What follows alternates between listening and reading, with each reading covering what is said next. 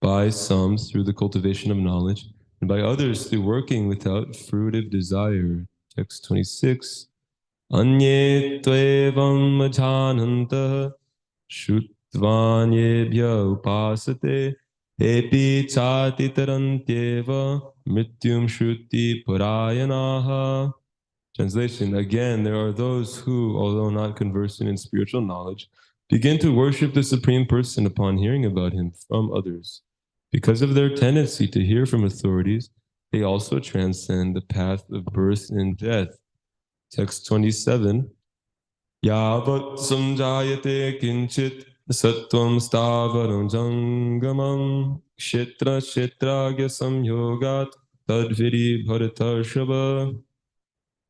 Translation, O chief of the Bharatas, whatever you see in existence, both moving and unmoving, is only the combination of the field of activities and the knower of the field. Text 28. Samam sarveshu bhuteshu ishtantam parameshwaram vinashyat swa vinashyatam ya pashyati sapashyati. Translation, one who sees the supersoul accompanying the individual soul in all bodies, and who understands that neither the soul nor the supersoul is ever destroyed, actually sees. Okay, back to text 18.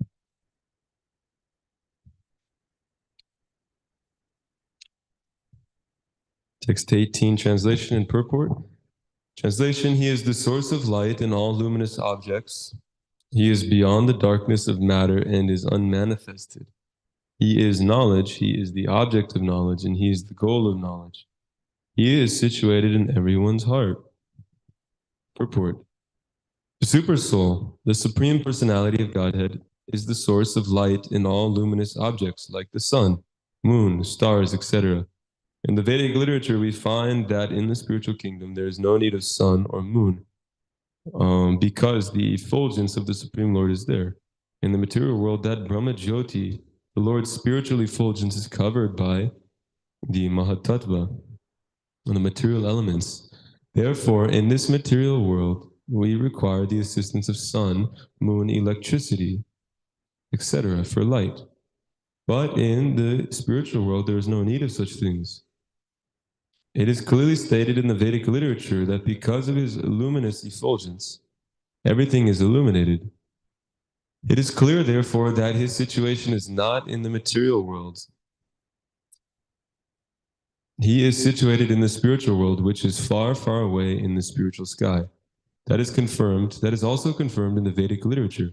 Aditya Varnam Tamasa Purastat. He is just like the sun, eternally luminous, but he is far, far beyond the darkness of this material world. His knowledge is transcendental. The Vedic literature confirms that Brahman is concentrated, transcendental knowledge. To one who is anxious to be transferred to that spiritual world, knowledge is given by the Supreme Lord who is situated in everyone's heart. One Vedic mantra says, Tang devam atma buddhi prakasham mumukshur bhai sharanam aham prapadye. One must surrender unto the Supreme Personality of Godhead if he at all wants liberation. As far as the goal of ultimate knowledge is concerned, it is also confirmed in Vedic literature. Tam eva vide va tim ritum eti. Only by knowing you can one surpass the boundary of birth and death. He is situated in everyone's heart as the Supreme Controller. The Supreme has legs and hands distributed everywhere, and this cannot be said of the individual soul. Therefore, that there are two knowers of the field of activity. The individual soul and the super soul must be admitted. One's hands and legs are distributed locally, but Krishna's hands and legs are distributed everywhere. This is confirmed in Shweta Ashvatara Upanishad. Sarvasya Prabhum Ishanam Sarvasya Sharanam Brihad. That Supreme Personality of Godhead, Super Soul, is the Prabhu, or master of all living entities. Therefore, he is the ultimate center of all living entities. So there is no denying the fact that the Supreme Super Soul and the individual soul are always different. We'd love to hear from Maharaj.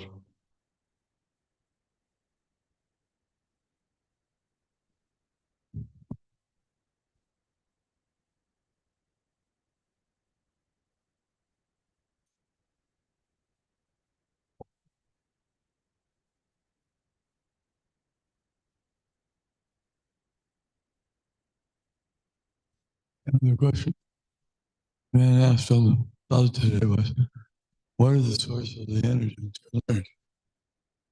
And the answer is that it comes directly from the Lord. In a sense, He expands the material energy in the form of Mahatattva, and then it differentiates with the three modes of material nature, and then it breaks down. Then the 24 material elements are generated, and then the Lord expands by His expansions. Garbhodaksha Vishnu, it goes into each universe. But before that, when the Mahatattva, Pradhan, before it's differentiated, then as like a lump of, you could call that the scientists are looking for some kind of chunk that they say was the original chunk of matter. But that came from the Lord. Aham sarvasya prabhu matak sarvam bhavat. He says he's the source of all material spiritual worlds. Janmai jasadi domad, just charte speaks, right? Teni brahma hridaya samay, etc. That he is the source of all material and spirit. Everything emanates from him. And then it comes, Mahavishnu expands it. Then Mahavishnu lies down on the causal ocean within the Mahatattva, and he lies down on the bed of Anantashesh, lies down. And Anantashesh is protection, is guarding his 1,000 hoods. And so and then Mahalakshmi was also there. This is called Mahavishnu, great Vishnu. And Mahalakshmi is his consort. She's serving his lotus feet. Then the expansion of Garbhodaksha Vishnu takes place in every universe. And then Shivodaksha Vishnu on the ocean of milk. So it's a very elaborate, and in the cell, if he wants to know how the matter is disseminated, matter begins with the sound, element sound, shabda, and space are correlevant. And then from the sound comes the element of air. And from that, because sound is the element of ether. And ether is more subtle than air. So we have outer space, there's no air. We have air here. But subtle, more than space is mind. And more than mind is intelligence. And more than intelligence is ego. And more than ego is this living entity, the jiva. And going the other way, less subtle, more gross. After air, then there's fire, then there's water, and then there's earth with its fragrance. All these things are described, they're all coming from the Lord. He's the source of everything material and spiritual. As we said, there is no such thing as anything bad in the creation of the Lord. It's all good. One has to be able to see that. But a good citizen, just like a good citizen, he thinks the government's wonderful because the government takes care of everything. They have to pick up the rubbish, they take care of they have a fire department, police department, they give protection, they have an army. So many things. And so the good citizens are very happy. The criminals don't like it. They think he's always government's doing a bad job. They're just meddling, making a mess. So this is Bhagavad Gita giving. And Srimad Bhagavatam goes into more detail. And those who are interested in this, they can definitely make good progress in spiritual life. It's better than someone who just wants to just go immediately to the Rasa Lila and hear about the amorous pastimes of the Lord. That means he's not very serious. But this question is good because he wants to know how is the matter, how is the universe created? That means he's a pretty good scientist because most scientists, they have good brains, but they can't use them to understand.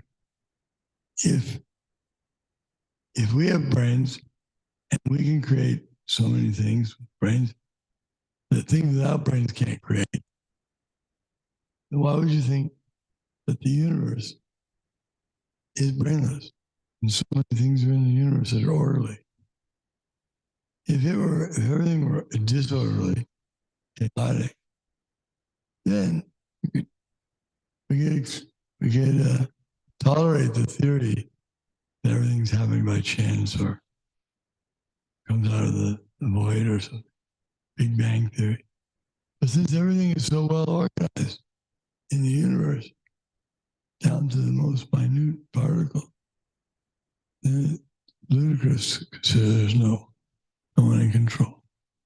So this man was, he has one out of many who's seeking to understand the absolute truth. Manushanam sahasreshu kaschiyati siddhai yatatamapi siddhanam kaschimam veti tatvata. How many thousands among men, one may endeavor for perfection. And those who achieve perfection, hardly one knows me in truth. So it's nice.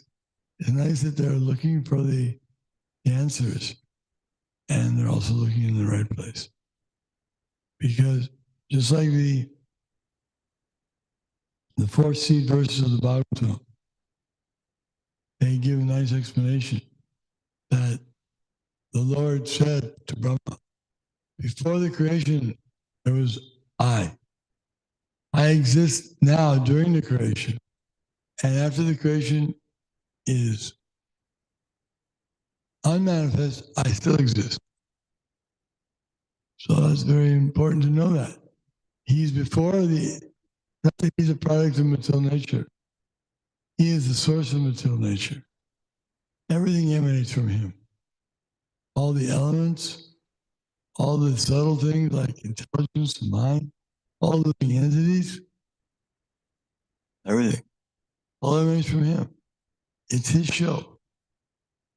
And he can use it as he likes.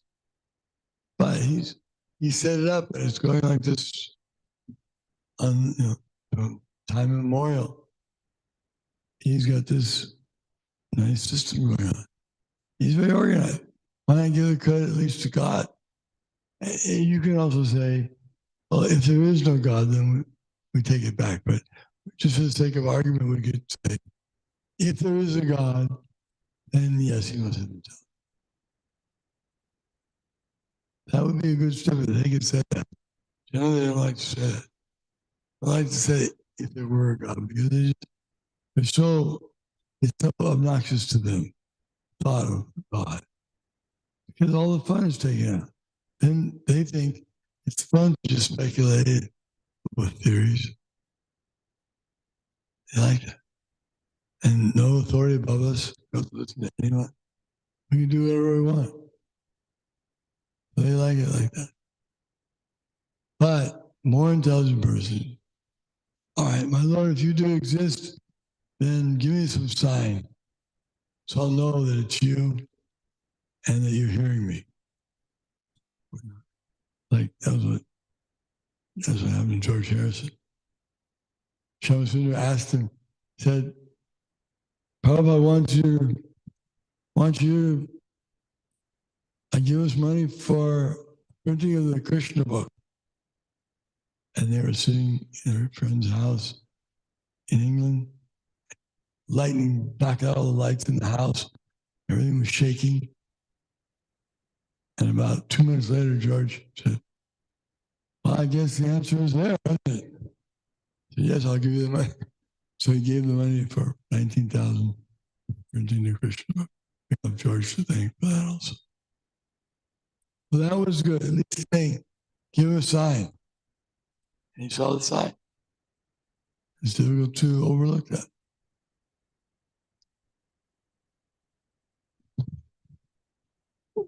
Thank you, Maharaj.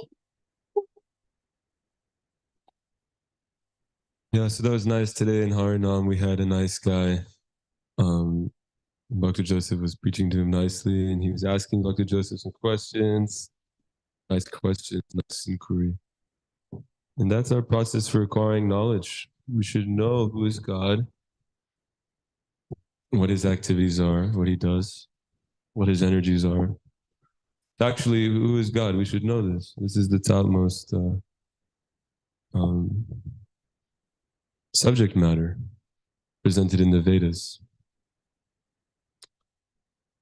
And the process for that knowledge is inquiring from the authorized personalities, coming in the line of disciplic succession. And it's a very bona fide process. We have God himself in our parampara. It's like in the Vedas, it's confirmed in many places, like Shukla Raktas Tata Pita, that Krishna comes in the Kali Yuga and Pita, this yellow color, like Chaitanya Mahaprabhu. Bhagavatam, he's there. Krishna Varnam Tusha, Krishna, Sango Pangas Chaparshadam.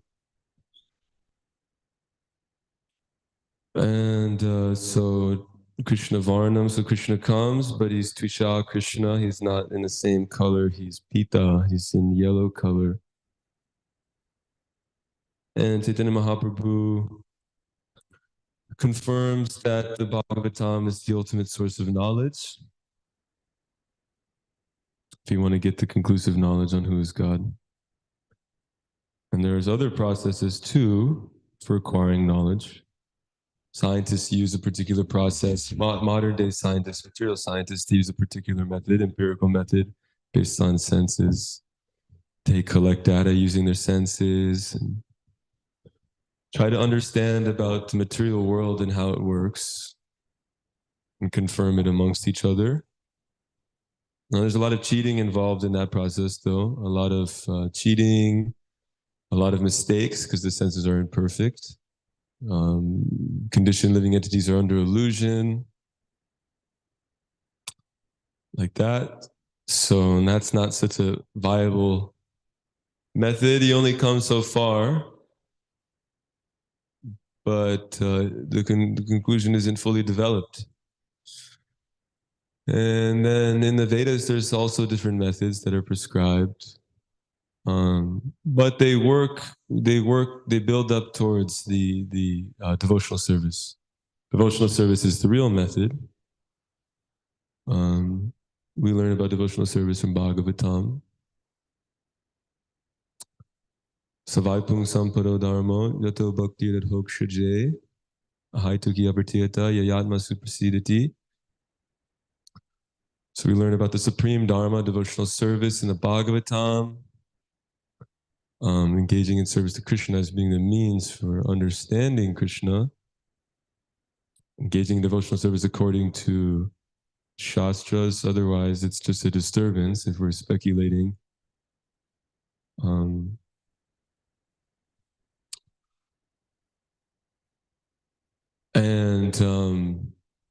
We accept the process as it's given from the authorities. But that's Shabda Pramana. There's Pratyaksha Pramana, and that's acquiring knowledge from the senses, Anumana. What follows in the mind after you acquire some knowledge, then you assimilate it in the mind. But if all that process is not backed by the Shastra, then it's useless. It's like, to give a mundane example, if we try to assimilate knowledge with our senses and then make a conclusion in our mind based on that data, then without the superior intelligence of the Shastra and the spiritual master and the sadhu, then it's like, I mean, if you go into a class, a chemistry class or something, and you don't consult anybody, no textbook, no teacher, and you just start mixing things around and try to do it like that. It's just not very intelligent. And devotional service is the natural process by which we can actually come to the complete conclusion of who God is. Other processes, they come a little closer than material science. The processes that are given in the Vedas, or that rely a little more on the Vedas. Like there's Dvaita Vedanta, which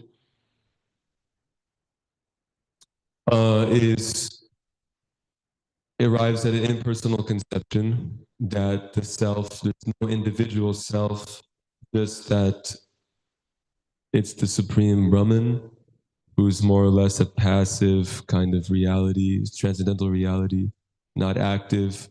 The world is false. The world is not real, according to Advaita Vedanta. We don't accept that. Obviously, Maharaj is saying this world is comprised of Krishna's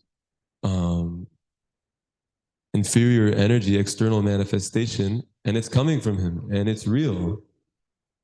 It's a part of it. It's his energy. It's a part of him. It's his external feature. So it's real. We accept that this world is real. We accept that it's in the control of a personal God who's very intimately dealing with the living entities here, who are individuals, and he's seated within their hearts as Paramatma. Vedanti tattva vidas tattvam yad jnanam advayam brahmeti paramatmeti bhagavaniti shabdite. So the transcendentalists know the absolute in three features: Brahman, Paramatma, Bhagavan. So we have to come to the full realization of Bhagavan, that the other features are part of Bhagavan. They come from him, not that God or Bhagavan is a product of the material world, and the supreme reality is actually just an impersonal void or light or something like that. That doesn't make much sense. The world is false. How can that be? How can I be Brahman and then come down from that platform? How can I be God and then come down and then not be God? When did that happen? Why would that happen? Doesn't make sense. Then there's some yogis who follow some mystical process, Ashtanga yoga, but without the conception of the real purpose behind the process of yoga, mystical yoga, it only takes one so far. Like Shaivites, a lot of Shaivites in India, they come a little bit further from Advaita Vedanta, and they accept, okay, this impersonal conception of God, or it's more of a personal conception of God, like the world is real, and God is has very much it comes from God. But a lot of Shaivites or yogis, they use devotion as a vehicle to merge with God, an impersonal conception, or it's an impersonalistic relationship with God. It's like it's just weird. It's like if somebody wants to hang out with you, so they hang out with you, and then the whole time they're just standing there trying to imitate you or become you. Doesn't make much sense. It just doesn't make much sense. but they consider that this liberation of merging with God is the supreme. But ultimately, we understand that to have a fully developed relationship with God as His servant, which is our natural constitutional position, is the highest perfection and conception and development of our identity as spiritual beings, and the full recognition of His identity as the supreme spiritual being. Nityo nityanam chetanas chetananam eko bahunam yo vidadati kaman. That from Him, from the supreme, eternal, unlimited eternals come, and from the supreme conscious, unlimited conscious beings come. So to take up devotional service is the supreme method for actually coming to the highest realization. God is a person, an individual. Natvevaham jatu nasham natvam neme janadibaha nachaiva nabhavishyame sarvavayam ataparam. Never was there a time when I did not exist, nor you, nor will there ever be a time. Krishna makes it very clear in the very beginning of the Bhagavad Gita, the most essential preliminary knowledge to spiritual life is to know about the soul. Najayate mriyate vakadachin nayam bhutva bhavita vana bhuyaha ajo nityam shashvato yam purano nahanyate hanyamane sharire. So there's no birth or death for that soul. He's eternal. Yeah, he doesn't come into being, nor does he ever cease to be. And mamai angso jiva loke jiva bhuta sanatana, that all living entities, the soul is a part and parcel of Krishna. So all that is very clear, but to understand it, we have to engage in devotional service according to the Shastras, and not just speculate. It's a very natural process because it's the natural function of the soul, is servitude. So we engage that in Krishna's service and become fully realized in that aspect. And whereas other processes are not mechanical, they're faulty. For example, again, mystic yoga, a lot of people now are talking about Kundalini yoga or these processes like that. But they're sciences, sure, but they're material sciences. And ultimately they're faulty. For instance, I was into Kundalini yoga before I came here, or mystical yoga, things like that. And it's dangerous if you don't, it's just dangerous. These things are dangerous because they're not consulting the scriptural authorities, Bhagavatam. They're not consulting. And so a lot of times what happens is that people will take up these processes, and initially it may even be for pursuit of something spiritual, but then it ends in a material thing. One becomes more eager to enjoy the material world, his nice body or something. But particularly with the Kundalini yoga, it's interesting if you meet somebody who's into that. And most of the time, a lot of people don't actually even know what these yoga processes are, according to the various texts that elaborate this process, tantric or agamic text or some kind of text coming from Shaivite lineage or whatever, some other lineage. They actually don't know. But the Kundalini yoga, the yogi mechanically, he tries to mechanically control his mind. Ashtanga yoga is there. Of course, we know from the Bhagavad Gita that it's impossible. Basically, it's impossible. Anyways, the yogi will try this and then manipulate the breath and then activate the chakras, Muladhara chakra, and up to the Sahasra chakra, and then enter some impersonalistic merging with the Brahman. But a lot of times it's just it's an impossible, very unnatural, mechanical process. And it's for sense enjoyment, ultimately, you know. And one becomes attached to speculating and, doing these exercises and things like that.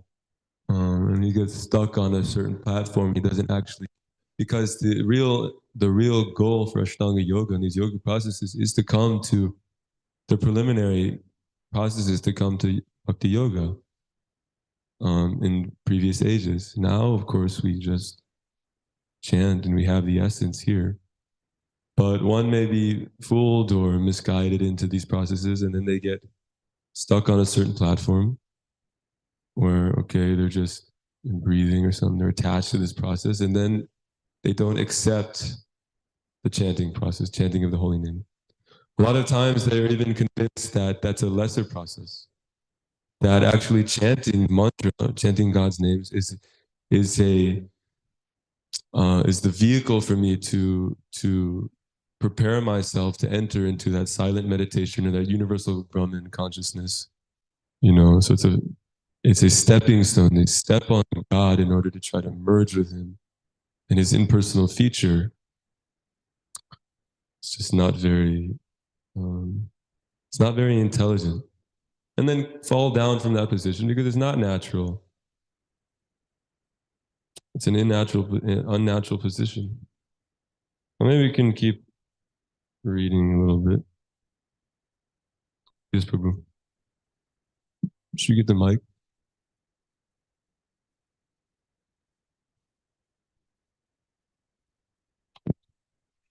Hare Krishna. I'm plagued by a question, actually. So you're talking about authoritative knowledge.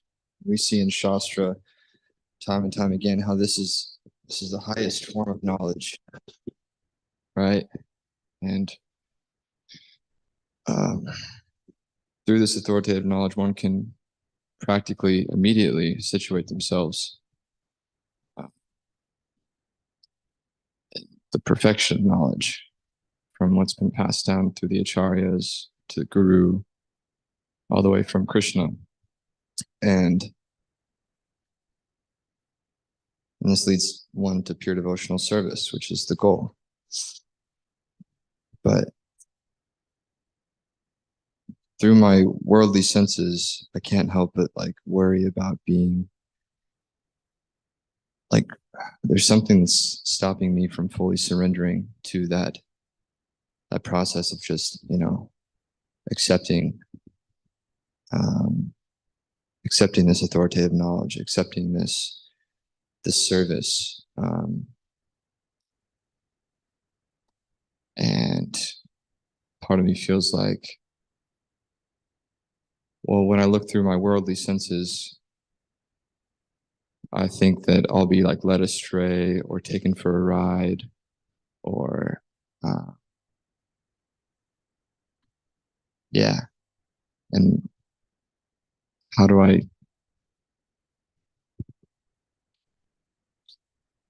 move away from that misconception? Why is that misconception there? Why is it so difficult for me to trust Krishna and the process of devotional service? Yeah, lack of trust. Lack of trust, yeah, it's difficult. We can overcome these things by intelligence, strengthen the intelligence sufficiently. But yeah, it's interesting. We have our baggage and we're attached to it to some degree, trying to put it down, trying to get rid of it. And we're doing a good job. But there are obstacles. But yeah, if we keep strengthening our intelligence, then it becomes a lot easier to cut through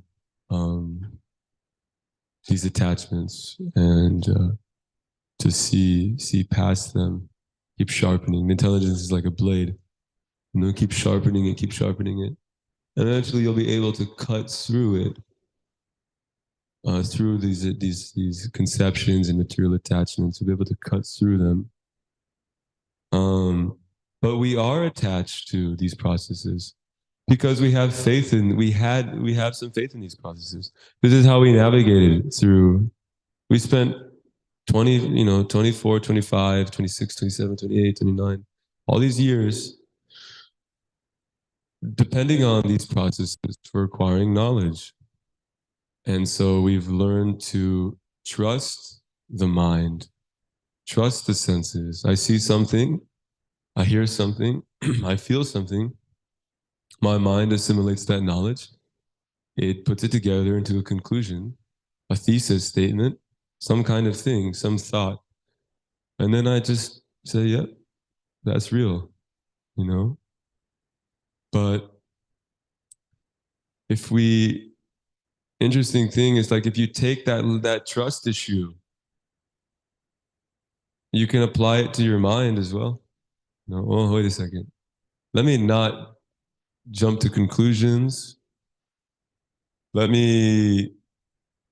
I'm dissecting and cutting through everything around me, everyone, everything. Let me cut and dissect through my mind as well. My thoughts. What is that thought based on? What is that observation? Is it cut through it, dissect it? What is the practical effect of that thought? There's a nice Vedic aphorism, you judge something by the effect it has. And so oftentimes we can just judge that thought isn't doing me any good. It's not doing anyone any good. No, it's actually creating problems. So let me not just get rid of it,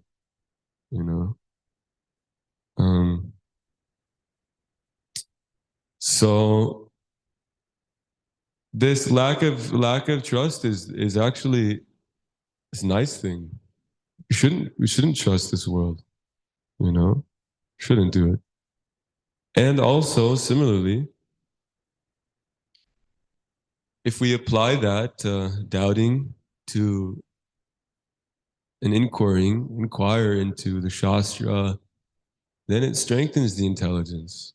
And we feel satisfied too. We feel satisfied when we ask questions and cut through things and really try to figure out, get to the bottom of it. And it's good, it strengthens the intelligence, and we'll feel satisfied when the Shastra answers our questions. And the intelligence is sharp, and you're in the habit of cutting through the mind and its speculations and stuff like that. So lack of trust can be used in Krishna's service as well. Like I said, as devotees, as sadhakas, we should be, we're cultivating attachment to our sadhana, attachment to our yoga process, by Hare Krishna chanting, our yoga process, our method for connecting to Krishna, our bhakti yoga, or our service. This is all yoga. That's actual real yoga. We should be cultivating attachment for this process, and then similarly becoming unattached to the lesser processes and losing faith in them. So it's a good thing, but one shouldn't just have this fault-finding mind. That's when it's bad, when you have fault-finding mind, but it develops into finding fault where there's none. That's the problem. You got to cut through that. But generally speaking, yeah, we have to be intelligent, sharpen the intelligence, and not be afraid to question things and try to arrive at the proper conclusions, always.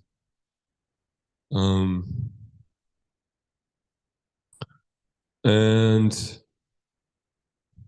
so yeah, I mean, I'm kind of just rambling, just throwing thoughts out there. I'm not. I'm just kind of whatever, spinning the wheel. What I don't know. So, do you have any more thoughts on that? Okay. So,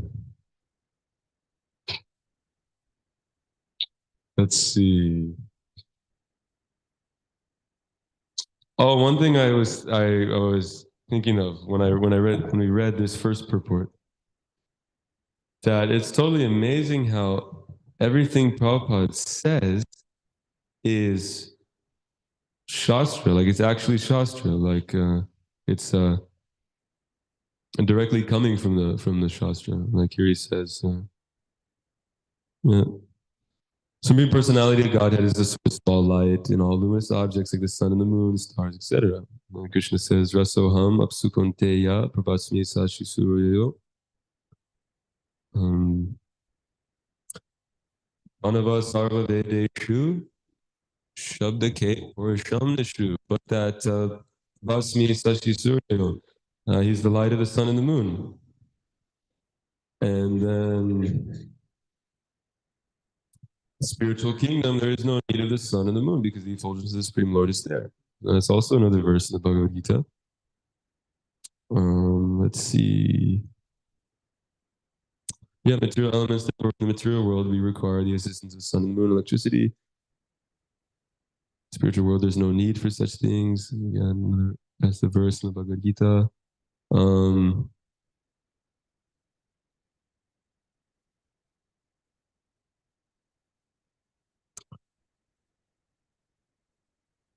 To one who is anxious to be transferred to the spiritual world, knowledge is given by the Supreme Lord who is situated in everyone's heart. One must surrender to the Supreme Personality of Godhead if he at all wants liberation. So if one is very, like if we know some verses, then we can see, whoa, Prabhupada's literally just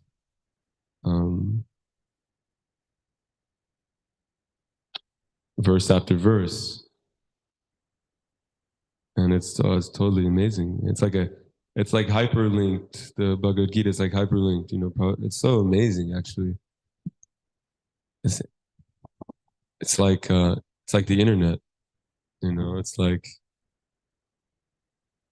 you go on Wikipedia and you like open up something, and everything's hyperlinked. You click there, and it takes you there, and it takes you there. It's really amazing, actually.